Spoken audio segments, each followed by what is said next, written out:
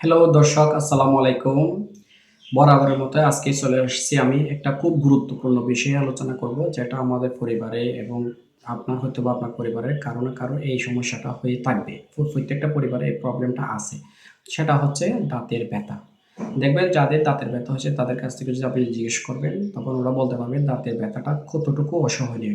খুবই প্রচণ্ড ব্যথা করে, যার কারণে এদিকে ফুলে যায়, খুব কষ্ট লাগে এবং কি রাতে যদি হলে ঘুমাতেও পারেন না। খুব প্রচণ্ড পেইন হয়।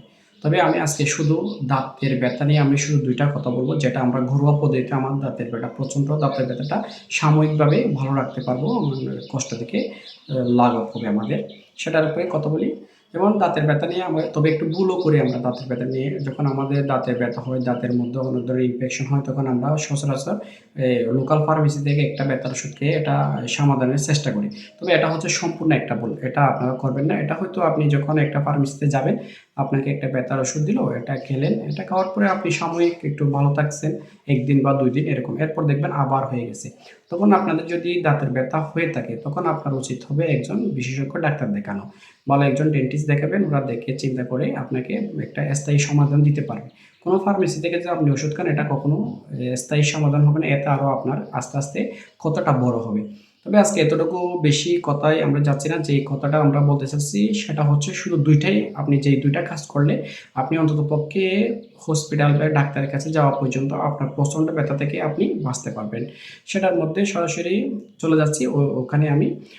একটা হচ্ছে, প্রথমত হচ্ছে, যখন আপনার হঠাৎ করে দেখেন আপনার মাঝরাতে বা একটা কোনো জায়গায় গেছেন, হঠাৎ করে দাঁতের প্রচণ্ড ব্যথা হচ্ছে, তখন আপনি তো হঠাৎ করে ডাক্তার পাবেন না বা ডাক্তারের কাছে যেতেও সময় লাগবে। তখন আপনি কি করবেন?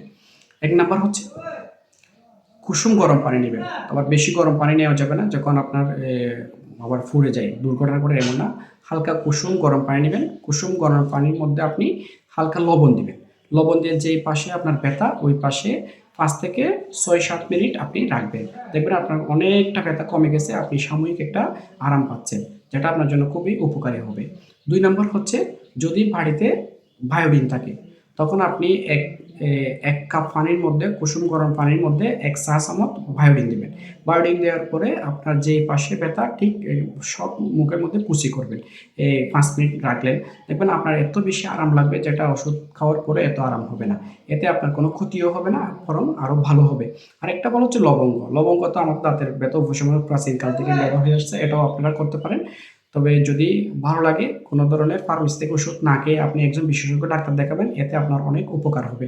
ভিডিওটা অবশ্যই প্রয়োজনীয়। আবার আমার একটা প্রয়োজনীয় ভিডিও আসতেছে, যেটা হচ্ছে আমাদের বাড়িতে প্রাথমিক চিকিৎসার জন্য কি, কি ওষুধ রাখা দরকার, কোন, কোন ইনস্ট্রুমেন্ট রাখলে আমাদের প্রাথমিক চিকিৎসার জন্য আমরা বাড়িতে বসে ডাক্তার বা হসপিটালে যাওয়া পর্যন্ত চিকিৎসা করতে পারবো। এটার উপর একটা ভিডিও আছে, একটু অপেক্ষা করেন।